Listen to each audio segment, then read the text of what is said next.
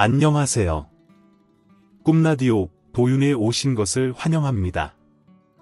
저는 프리랜서 모델로 활동하는 30대 초반의 여성입니다.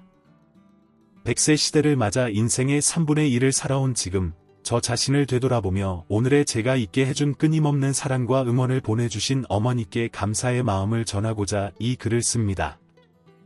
저는 통영에서 자랐습니다. 가족으로는 고등학교 선생님이신 아버지, 전업주부이신 어머니, 그리고 저보다 5살 많은 언니가 있습니다.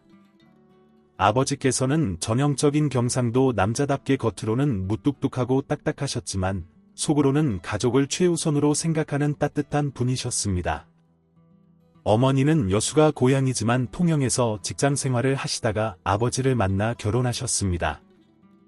어머니는 자상하시고 정말 사랑이 넘치는 분입니다. 그런 사랑 덕분에 저는 잘 자랄 수 있었습니다. 하나뿐인 언니는 어릴 적부터 몸이 약했습니다. 제가 기억하는 언니는 늘 병원과 집을 오가며 입원과 퇴원을 반복했고 항상 기운이 없어 보였습니다. 언니가 몸이 약한 것과는 반대로 저는 또래보다 키도 크고 건강했습니다. 하지만 몸이 건강한 것과는 별개로 저는 어린 시절 기억나지 않는 무언가로 인해 알 수 없는 정신적 트라우마를 겪으며 두려움에 떨었습니다. 혼자 있는 것이 항상 무서웠고 어두운 것이 너무 싫었습니다. 저는 항상 불을 켜야만 잠을 잘 수 있었습니다. 어둠이 저를 집어삼킬 것만 같은 느낌 때문에 아무것도 보이지 않는 것을 견딜 수 없었습니다. 엘리베이터도 혼자 타지 못해 아파트 계단을 걸어 다녔습니다. 당연히 친구들과도 잘 어울리지 못했습니다. 유치원에 들어갈 나이가 됐지만 엄마와 떨어지기 싫어해 유치원도 제대로 다니지 않았습니다. 늘 엄마 치마를 붙잡고 다녔죠. 그런 저 때문에 엄마도 많이 힘드셨지만 한 번도 저를 야단치거나 억지로 떨어뜨리지 않으셨습니다. 저는 어떤 이유에서인지 말도 적었고 자기 표현에 서툴렀습니다. 한 번씩 혼자라는 두려움이 저를 짓눌렀습니다. 잠을 자다가 혼자 어둠 속에 갇히는 악몽을 꾸곤 했는데 그럴 때마다 온몸이 땀에 젖어 소리를 지르며 깨어났습니다. 그러면 어머니는 항상 제 소리를 듣고 달려와 저를 꼭 안아주시며 우리 현아 또 나쁜 꿈 꿨구나. 이제 괜찮아. 엄마가 옆에 있잖아. 그건 그냥 꿈일 뿐이야. 꿈은 반대인 거 알지? 라고 다독여 주셨습니다. 그러면 저는 곧 진정이 되어 다시 잠들 수 있었습니다. 어머니는 언니의 병간호로도 힘드셨을 텐데 제가 엄마를 필요로 할 때마다 언제나 옆에 있어 주셨습니다. 그럼에도 불구하고 저는 여전히 자기 표현에 서툴렀고 이유를 알 수 없는 막연한 공포감에 사로잡혀 있었습니다. 어머니는 그런 저를 위해 제가 초등학교에 입학하자마자 무용학원에 보내주셨습니다. 시간이 지나고 보니 그때 저희 집은 가난하지는 않았지만 넉넉한 형편도 아니었다는 것을 알게 되었습니다. 저는 무용학원에 다니는 것이 정말 즐거웠습니다. 평소에 말수가 적었던 제가 몸으로 무언가를 표현할 수 있다는 점이 저에게는 아주 매력적이었죠. 말을 하지 않고도 제 감정과 생각을 몸으로 표현하는 일이 어린 저에게도 큰 매력으로 다가왔습니다. 나름 재능이 있었던 것인지 아니면 좋아서 열심히 해서 그런지 저는 같은 초등학생들 중에서도 단연 두각을 나타냈습니다. 무용을 하면 할수록 아름다운 음악에 몸을 맡기고 내면을 표현하는 일이 저를 구원하는 느낌이었습니다. 무용학원에 다닌 이후로 저는 어렸을 때부터 갖고 있던 두려움과 트라우마를 극복할 수 있었고 성격도 많이 밝아졌습니다. 악몽을 꾸는 일도 사라지고 학교 생활도 훨씬 잘할 수 있었습니다. 주니어 무용대회에서 여러 번 상을 받으면서 자신감을 되찾았고 친구들과도 잘 지내게 되었습니다. 어릴 때 느꼈던 불안감이 모두 치유된 것 같았습니다. 그렇게 무용에 푹 빠져 지내던 저는 어느덧 초등학교 고학년이 되었습니다. 그러던 어느 날, 과학 시간에 혈액형에 대해 배우는 날이었습니다. 선생님께서 혈액형의 유전자 조합에 대해 설명해 주시고 A, B, 오식 혈액형은 혈액에 있는 항원에 따라 분류된다고 가르쳐 주셨습니다. 그리고 숙제로 가족의 혈액형을 조사해 가족 혈액형 유전자 조합도를 만들어 오라는 과제가 주어졌습니다. 그때부터 저는 혼란에 빠졌습니다. 막연했던 두려움과 불안함이 현실이 되는 순간이었습니다. 저희 부모님은 두 분 다 AB형이었고 언니는 A형이었습니다. 그런데 저는 절대로 AB형 부모에게서 나올 수 없는 O형이었습니다. 저는 극심한 공포감에 휩싸였고 두려움에 빠졌습니다. 부모님께 왜 제 혈액형이 다른지 여쭤보기가 너무 무서웠습니다. 어린 시절 자주 꾸었던 악몽이 떠올랐기 때문입니다. 혼자 어두운 곳에 버려져 울고 있는 꿈, 사방이 깜깜하고 춥고 아무도 저를 찾지 않는 그런 꿈이요. 결국 저는 숙제를 하지 못하고 울다가 지쳐 잠이 들었고 다시 악몽을 꾸며 소리를 지르며 깨어났습니다. 제 소리를 들은 엄마는 놀라서 달려오셨습니다. 엄마는 땀과 눈물로 범벅이 된 저를 안아주시며 현아, 이제 괜찮아진 줄 알았는데 또 악몽을 꾼 거니? 아이고, 어쩌면 좋니? 라고 하시며 예전처럼 제 등을 다독여 주셨습니다. 저는 간신히 진정을 하고 용기를 내어 엄마께 과학 숙제를 보여드렸습니다. 엄마, 왜 나만 O형이야? 엄마 아빠가 AB형이면 자식은 절대 O형이 나올 수 없잖아.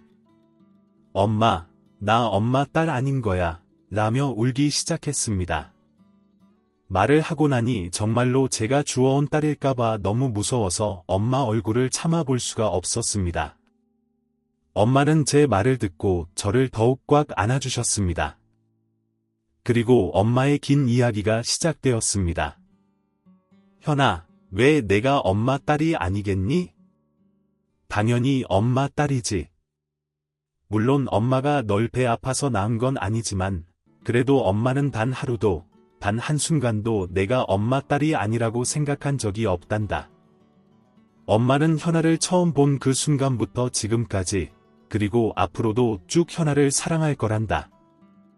이제 너도 어느 정도 이해할 나이가 되었으니 엄마가 설명해줘야 할 때가 온 것 같구나. 엄마가 너를 처음 만난 곳은 언니가 입원해 있던 병원이었어. 그때 언니는 많이 아파서 병원에 입원해 있었는데 그 병실에 보호자도 없이 입원해 있던 아주 작은 아기가 있었단다. 바로 너였어. 간호사에게 물어보니 어느 재건축 단지의 폐가에서 발견된 아기라고 했단다.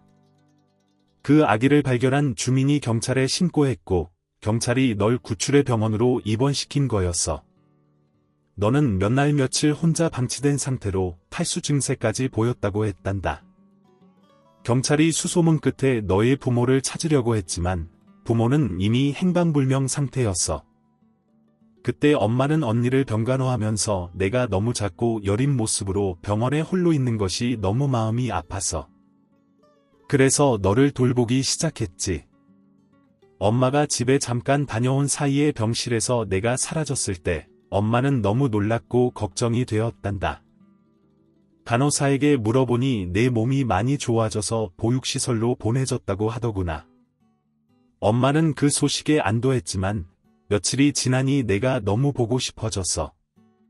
내가 천진난만하게 엄마 손가락을 꼭 잡고 우유를 먹던 모습이 자꾸 떠오르고 병실에 있던 언니도 너를 보고 싶어 했지.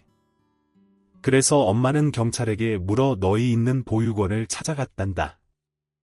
보육원 원장님 말씀으로는 내가 너무 어리고 환경이 또 바뀌다 보니 계속 울어댔다고 하셨어. 그 말을 듣자마자 엄마는 결심했어. 바로 너를 입양하기로 말이야. 아빠도 찬성했고 그때 6살이었던 언니도 예쁜 동생이 생겼다고 너무 좋아했단다. 그래서 현아야, 혈액형 같은 건 중요하지 않단다. 넌 그냥 우리 가족이야. 엄마, 아빠의 딸이고 민주의 동생이고 우리 소중한 가족이란다.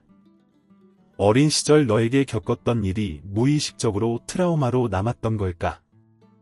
그래서인지 어릴 때 너는 말도 적었고 낯선 것에 대한 두려움도 커서 사람들과 잘 어울리지 못했지. 불을 끄면 잠도 자지 못했을 때 엄마는 정말 많이 걱정했단다. 하지만 다행히 무용을 시작한 후로는 눈에 띄게 좋아졌고 엄마는 얼마나 감사했는지 몰라. 현아야, 그동안 잘 버텨줘서 고맙고 트라우마도 잘 이겨내서 대견하구나. 넌 언제까지나 엄마의 딸이란다. 엄마는 그 긴 이야기를 마치고 뜨거운 눈물을 흘리며 나를 바라보셨어. 나는 그동안 가슴속에 품어왔던 모든 의문들이 하나씩 풀리는 것을 느꼈다.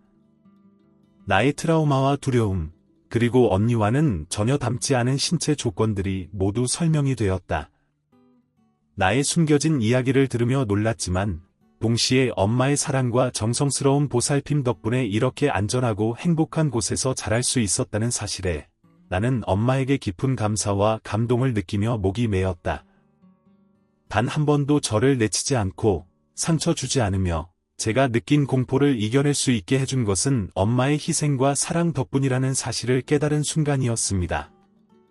엄마와 저는 서로 부둥켜 안고 한참 동안 울었습니다. 저는 엄마에게 엄마, 정말 감사해요. 자라면서 단 한 번도 제가 엄마 딸이 아니라고 생각한 적이 없어요. 외모가 엄마를 닮지 않았다는 걸 알면서도 그런 생각을 할 수가 없었어요. 엄마가 저를 진짜 딸처럼 사랑해 주셨기 때문이에요.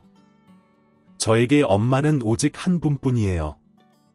앞으로 더 열심히 공부하고 무용도 열심히 해서 훌륭한 사람이 될게요. 엄마 은혜는 절대 잊지 않을 거예요. 엄마 사랑해요. 라고 말했습니다. 엄마는 언제나처럼 제 등을 다독이며 말씀하셨습니다. 은혜라니, 현아야. 네가 있어서 얼마나 기쁘고 행복한지 몰라. 그냥 우리는 한 가족이야. 운명처럼 만났잖아. 그날 병원에서 널 처음 본 순간부터 우리는 엄마와 딸로 살아갈 운명이었단다. 우리는 언제나 기쁠 때나 슬플 때나 서로 도우며 의지하는 가족이야. 앞으로도 쭉 그럴 거야. 그 후로 저는 혈액형 같은 것은 신경 쓰지 않았고 사랑하는 엄마의 사랑스러운 딸이 되려고 노력했습니다. 열심히 공부했고 무용도 열심히 해서 예고에 입학할 수 있었습니다. 제가 사는 지역에서는 매년 축제가 열리곤 했습니다. 그 축제의 하이라이트는 바로 가장 아름다운 미녀를 뽑는 미인대회였습니다. 저는 고등학교 2학년 때 무용학원 선생님의 권유로 그 지역 미인대회에 참가하게 되었습니다. 저는 또래들보다 키가 컸고 무용을 통해 다져진 몸은 선이 아름다웠으며 날씬했습니다. 대회에서 저는 장기자랑으로 고전 무용을 선보였고 압도적인 점수로 그 해 최고의 미인으로 뽑혔습니다. 미인대회 결선 날에는 부모님뿐만 아니라 몸이 안 좋던 언니까지도 와서 저를 응원해 주었습니다. 저는 인터뷰도 했고 제 기사는 지역 신문에 실렸습니다. 저는 지역에서 나름 유명 인사가 되었습니다. 대회에서 받은 상금은 전부 엄마에게 드렸습니다. 엄마, 이제 시작이에요. 더 열심히 해서 유명하고 당당한 사람이 될게요. 이 첫 상금은 언니 치료비에 보태주세요. 엄마는 제 말을 듣고 눈물을 글썽이며 말씀하셨습니다. 우리 둘째 딸 다 컸네. 다 컸어. 그래도 이건 내 첫 상금이니 너 하고 싶은 거 해. 아직은 엄마 아빠 괜찮으니까. 저는 돌려받은 상금으로 부모님과 언니에게 선물을 사고 나머지는 어릴 적 잠시 머물렀던 보육원에 기부했습니다. 사실 저는 초등학교 5학년 때 제 출생의 비밀을 알게 된 후 언젠가는 그 보육원에 꼭 가보리라 다짐했었습니다. 엄마는 늘 솔직하고 열린 마음으로 저를 교육해 주셨기에 보육원의 위치와 전화번호를 알려주셨습니다.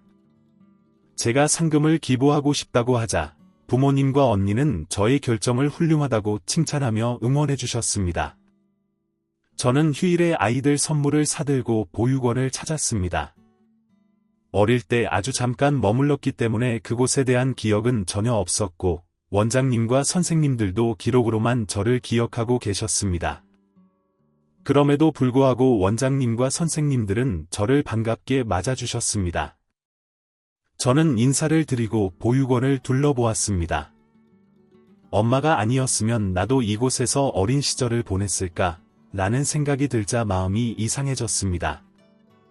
삼삼오오 모여 놀고 있는 아이들을 보니 더 마음이 아팠습니다. 저는 그 아이들 곁으로 가서 함께 놀아주었습니다. 모래놀이도 하고 숨바꼭질도 하며 시간을 보냈습니다. 저녁이 되자 여자 아이들을 씻겼는데 그 어린아이들을 씻기며 눈물이 자꾸만 났습니다. 아이들과 함께 저녁을 먹은 후 저는 아이들에게 한 달에 한 번씩 꼭 찾아와서 놀아주겠다고 약속했습니다. 그러고는 원장님과 선생님들께 인사를 드리고 보육원을 나섰습니다. 집으로 돌아오면서 저는 결심했습니다. 반드시 성공해서 계속 보육원을 후원하고 아이들을 찾아보리라. 보육원을 다녀온 이후로 저는 모든 일에 더욱 최선을 다하게 되었습니다. 삶의 목표가 뚜렷해진 기분이었죠. 그렇게 대회가 끝난 지 약 2주가 지나 어느 날 학교가 끝나고 친구들과 함께 웃으며 교문을 나서는데 낯선 아주머니 한 분이 저를 기다리고 있었습니다. 그분은 키가 크고 화려한 차림에 진한 화장을 한 모습이어서 쉽게 눈에 띄었습니다. 아주머니는 신문을 들고 저와 신문에 난 사진을 번갈아 보더니 저에게 다가와 네가 현아구나. 잠깐 얘기 좀 할 수 있을까? 라고 물었습니다. 저는 경계하며 누구세요? 라고 물었습니다. 그러자 아주머니는 친구들과 헤어져 잠깐 얘기 좀 하자 라고 하셨습니다. 할 수 없이 저는 친구들과 헤어져 그 아주머니를 따라 학교 앞 카페로 들어갔습니다. 아주머니는 저를 한참 동안 뚫어지게 쳐다보시더니 내가 너를 낳은 엄마란다. 현아야, 보고 싶었다. 이렇게 훌륭하게 잘 자라서 기특하구나. 피치 못할 사정이 있어서 잠깐 너를 보육원에 맡겨두었는데 나중에 찾으러 갔더니 이미 내가 없더구나. 그동안 얼마나 너를 찾았는지 모른단다. 신문에 난 내 기사를 보고 한눈에 내 딸인 줄 알았어. 얼마나 고생이 많았니? 이제 엄마가 너를 찾았으니 아무 걱정 말고 엄마만 믿고 따르면 된다. 아무래도 양부모보다는 너를 낳은 친엄마가 낫지 않겠니? 내가 나를 닮아서 키도 크고 인물도 좋은 거야. 엄마 말만 잘 들으면 유명한 연예인이 될 수 있을 거야. 라며 말을 이어갔습니다. 저는 그 순간 귀에서 웅웅 소리가 나기 시작했고 눈앞에 화려하고 낯선 아주머니가 기이하게 느껴졌습니다. 18년 만에 나타나서 자신이 친엄마라며 이제 자신만 믿고 따르라고 하는 모습에 어이가 없었고 말문이 막혀버렸습니다. 더군다나 저는 이미 초등학교 5학년 때 모든 진실을 알게 되었기 때문에 제 앞에서 뻔뻔하게 늘어놓는 그 거짓말에 구역질이 날 정도였습니다. 1살밖에 안 된 갓난 아이를 폐가에 버려두고 도망칠 때는 언제고 버린 딸이 조금 유명해지니까 찾아와서 늘어놓는 거짓말을 더는 들어줄 수가 없었습니다. 저는 심호흡을 하고 눈을 크게 뜨고 아줌마 저 아줌마가 무슨 말을 하는지 모르겠어요. 엄마라니요. 저에게 엄마는 오로지 한 분뿐입니다. 부모도 버리고 도망간 저를 데려다가 오늘날까지 애지중지 키워주신 지금의 엄마뿐이에요. 폐가에다 대학역이 없는 갓난 아이를 버린다는 건 죽으라는 뜻 아니었나요? 저를 사정이 있어서 보육원에 맡겼다고요. 정말 찾고 싶었다면 그때 찾아서 죄를 뉘우쳤어야지. 다시는 찾아오지 마세요. 또 찾아오면 경찰에 신고하겠어요 라고 말하고 일어나서 카페를 나오는데 가슴이 뛰고 눈물이 쏟아졌습니다. 눈물이 나는 이유를 알 수가 없었습니다. 저는 뛰었습니다. 뛰고 또 뛰어서 한달음에 집으로 갔습니다. 울면서 헐떡거리며 뛰어들어오는 저를 본 엄마는 깜짝 놀라시며 현아야 왜 그래 무슨 일이야 누가 쫓아오니 하시며 밖을 내다보셨습니다. 저는 그대로 엄마 품에 안겨 엉엉 울었습니다. 엄마는 아무 말도 묻지 않으시고 가만히 제 등을 토닥여 주었습니다. 저는 시간이 조금 흐르자 안정을 찾을 수 있었고 오늘 있었던 일을 엄마에게 설명했습니다. 엄마는 저를 지그시 보다가 그랬구나. 그런 일이 있어서 우리 현아가 그렇게 놀라서 뛰어왔구나. 현아야, 엄마는 언젠가는 이런 날이 올 수도 있겠다고 생각하고 있었단다. 그래, 현아는 낳아주신 엄마를 만나보니 어땠어? 아마 그분도 그때는 사정이 있으셨겠지. 엄마는 괜찮으니 현아가 낳아주신 엄마가 보고 싶으면 만나도 되는데 하셨습니다. 저는 저에게 엄마는 죽을 때까지 엄마 한 분뿐이에요. 그냥 그 사람을 만나고 집까지 뛰어오는데 갑자기 너무 무서웠어요. 지금의 행복과 안정이 깨질 것만 같았어요. 저를 낳기만 했지 1살밖에 안 된 저를 버렸다가 이제 제가 다 크고 조금 유명해지니까 찾아와서 엄마라니요. 1살짜리 갓난 아기를 버릴 수 있는 사정 같은 건 아무것도 없다고 생각해요. 그리고 그 전에 저에게 거짓말을 했어요. 차라리 용서를 구했으면 마음이 아팠을 텐데 저를 보육원에 맡겼었다고 거짓말을 했어요. 그리고 보육원으로 저를 찾으러 왔었대요. 보육원에는 제 기록이 다 남아있는데 어떻게 18년 만에 나타나서 거짓말을 할 수가 있어요. 그런 사람이 저를 낳았다니 엄마, 전 너무 무서워요. 저는 쉬지 않고 말을 했습니다. 제 말을 다 들은 엄마는 그랬구나.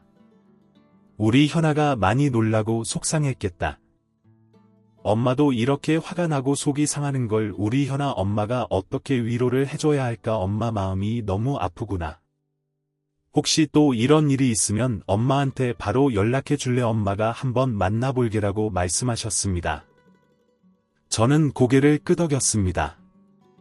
놀란 제가 잠이 들 때까지 제 옆에 있어 주었습니다.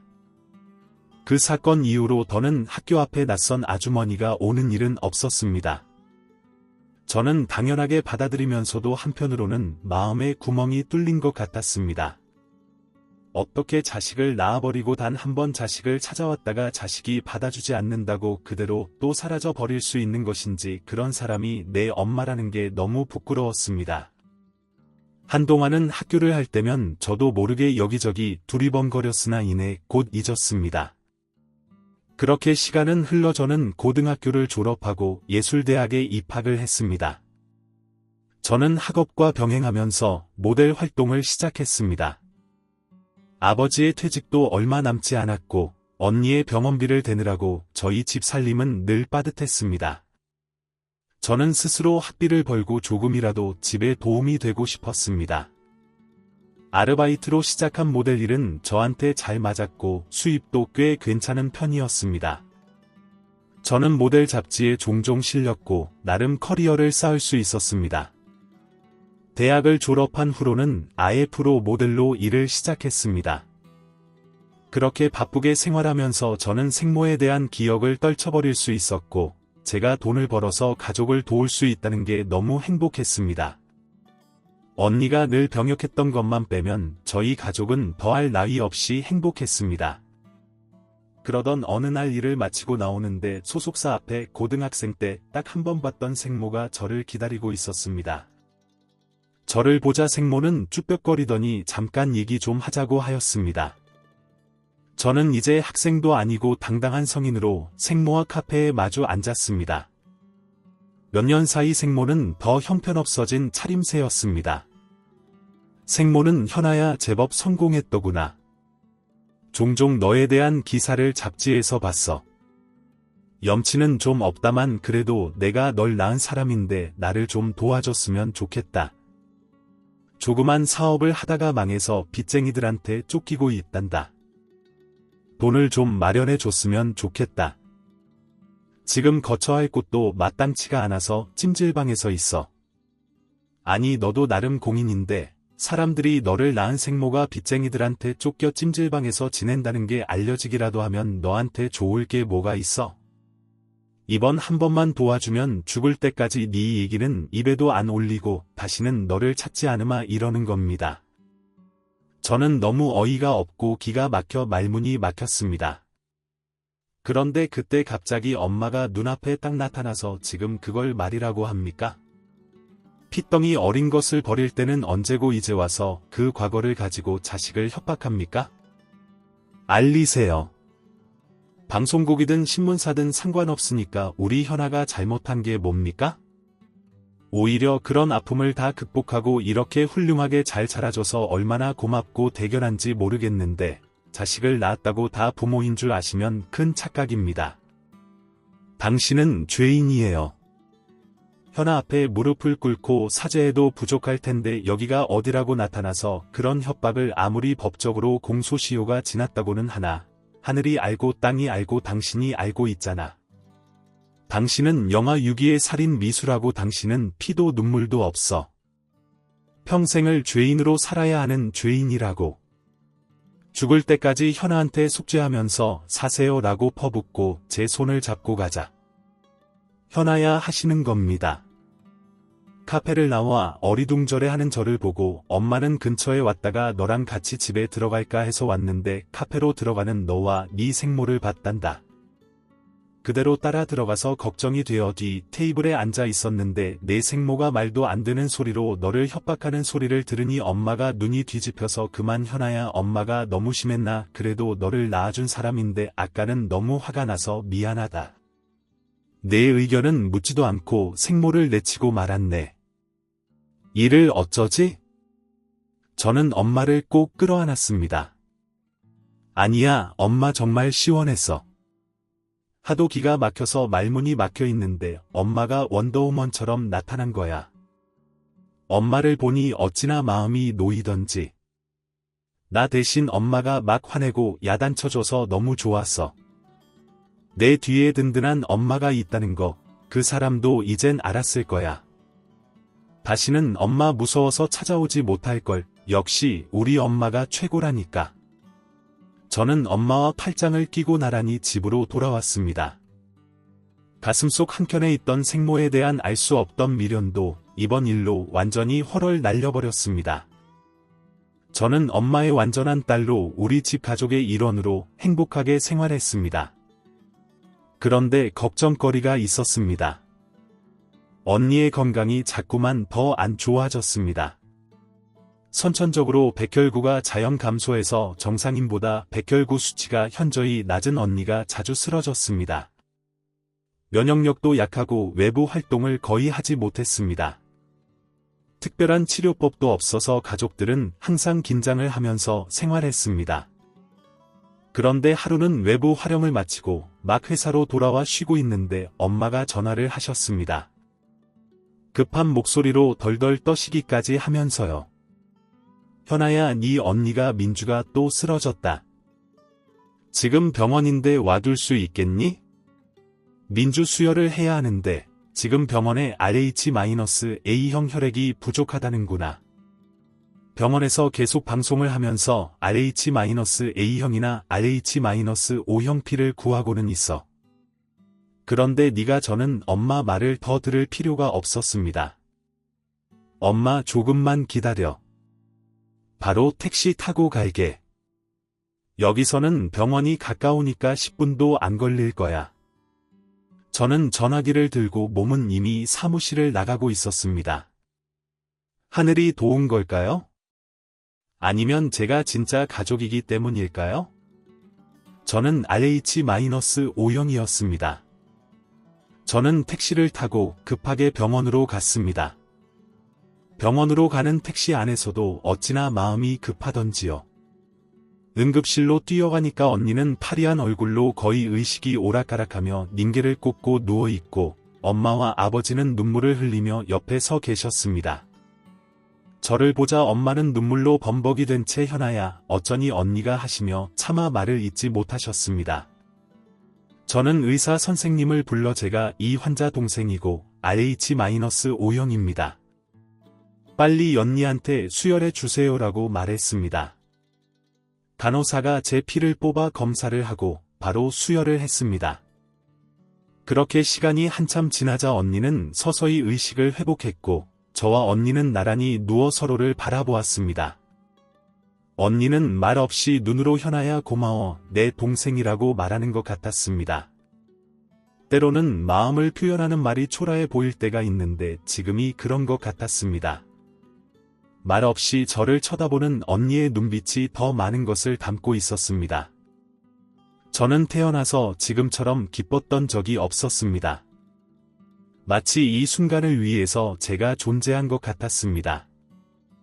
그동안 받았던 부모님의 무한한 사랑과 언니의 아낌없는 응원과 사랑 덕에 제가 존재할 수 있었는데 이렇게라도 저도 가족에 대한 사랑을 실현할 수 있어서 정말 기뻤습니다. 언니와 저는 이제 정말 피를 나눈 자매가 된 것입니다. 언니는 무사히 고비를 넘기고 퇴원을 했습니다. 엄마와 아버지께서는 두 딸을 잘 먹여야 한다며 거의 마트를 털어온 것 같았습니다. 언니는 그렇다 쳐도 저는 멀쩡한데도 수혈을 해서 피가 많이 부족할 거라며 속꼬리를 사다가 끓이고 소고기에 전복에 난리도 아니었습니다. 항상 몸매 관리와 몸무게 관리가 생명인 모델한테는 치명적이었죠. 아무리 설명을 해도 엄마는 막무가내였습니다. 건강이 최고라며 모델 일 못하면 다른 거 하면 된다고 저는 그런 엄마가 너무 사랑스러웠습니다. 자식 일이라면 물불을 안 가리는 엄마, 그런 분이 제 엄마입니다. 저는 너무 행복합니다. 비록 제 의사는 아니었지만 더럽고 무서운 폐가에 버려졌다가 구사일생으로 구출되고 보육원으로 보내진 저를 찾아다가 진짜 가족으로 보듬어준 우리 가족들, 엄마, 아빠, 언니 너무 사랑합니다. 세상에는 진짜 가족이면서도 서로 등을 쥐고 남처럼 지내는 가족이 많은 것 같습니다. 그런가 하면 저와 저희 가족처럼 피가 섞이지 않았어도 진짜 가족 못지않게 서로를 보듬어주는 가족도 있다는 것을 알리고 싶었습니다.